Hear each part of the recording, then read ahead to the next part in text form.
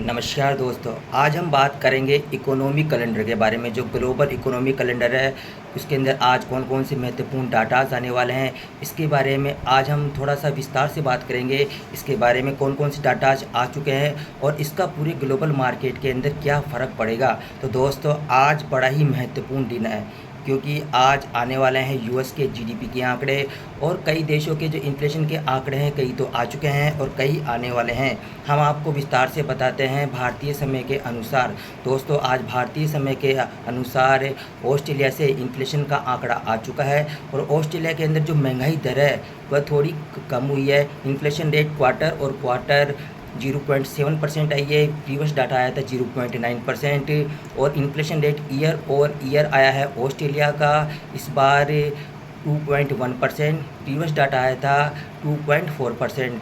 तो इस प्रकार से अगर हम जज करें तो दोस्तों जो महंगाई का आंकड़ा है वह ऑस्ट्रेलिया के अंदर कम हुआ है। नेक्स्ट जो डाटा आ चुका है दोस्तों फ्रांस से। हाँ दोस्तों, आज फ्रांस ने भी अपनी जो जीडीपी ग्रोथ रेट है क्वार्टर और quarter preliminary GDP growth rate year और ईयर प्रीलिमिनरी जारी कर दी है, घोषित कर दी है। और ये भी प्रीवियस डाटा की तुलना में थोड़ा सा बढ़कर आया है। प्रीवियस डाटा आया था क्वार्टर और क्वार्टर जीडीपी ग्रोथ रेट 0.1% और इस बार आई है 0.3% बढ़कर आई है। और जो ईयर और ईयर प्रीलिमिनरी डाटा आया है जीडीपी का दोस्तों वह भी इस बार फ्रांस के अंदर बढ़कर आया है 0.7%। प्रीवियस डाटा आया था 0.6%।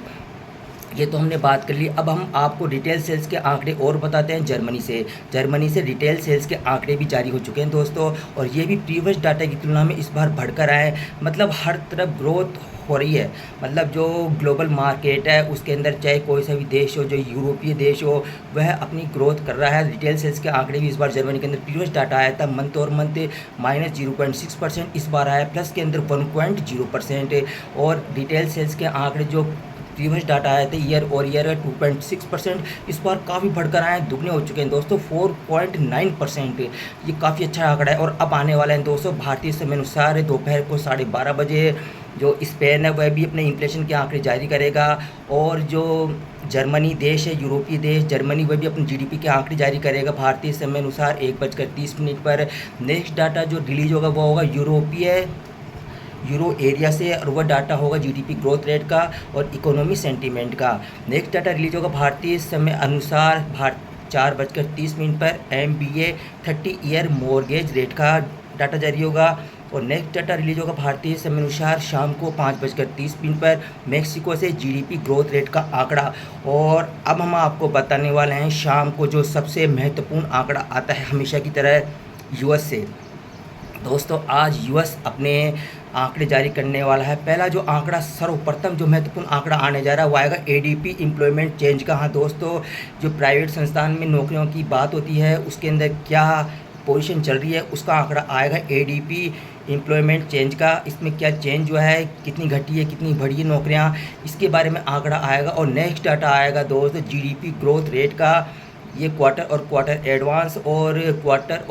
एडवांस दोनों आएंगे। एक तो रेट और प्राइस इंडेक्स दोनों के डाटा जारी होंगे। नेक्स्ट डाटा होगा कनाडा से।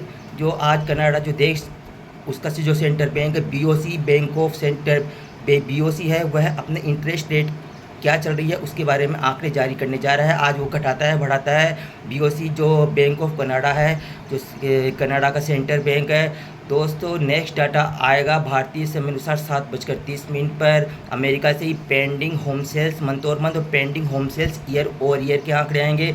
नेक्स्ट डाटा जो सबसे महत्वपूर्ण डाटा है उसका सबके सब बेसब्री से इंतज़ार कर रहे हैं, या यूँ कहो जो इन्वेस्टर है वो बड़ी बेसब्री से इंतज़ार कर रहे हैं। वह डाटा है दोस्तों फेड इंटरेस्ट रेट डिसीजन का। भारतीय समय अनुसार आज रात को 11:30 पर आप हमारे साथ में अपडेट बने रहिए। हम आपको बताएंगे कि इस बार जो जेरोम पावेल साहब है, जो अमेरिका का सेंट्रल बैंक है फेड, वह इस बार क्या करने जा रहा है, क्योंकि डोनाल्ड ट्रंप की तरफ से दबाव लगातार जारी किया जा रहा है कि वह इंटरेस्ट रेट को कट करे। दोस्तों कुछ समय पहले तो खबर ये भी आई थी कि जेरोम पावेल साहब को हटाने जा रहे हैं डोनाल्ड ट्रंप, लेकिन इस बार क्या हो सकता है, यह आंकड़ा क्या हो सकता है, आप हमारे साथ में अपडेट बनी रही है। दोस्तों जो इंटरेस्ट रेट चल रही है अभी 4.5% है, और क्या पता हो सकता है कि आधा परसेंट कट करे या नहीं करे, या क्योंकि मार्केट में ये बातें चल रही, जो फेड के मेंबर है वो अधिकतर बयान देते रहते हैं, तो उनके अनुसार ये बयान चल रहा है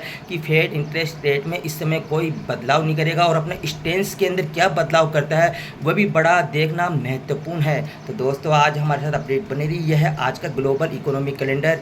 नमस्कार दोस्तों।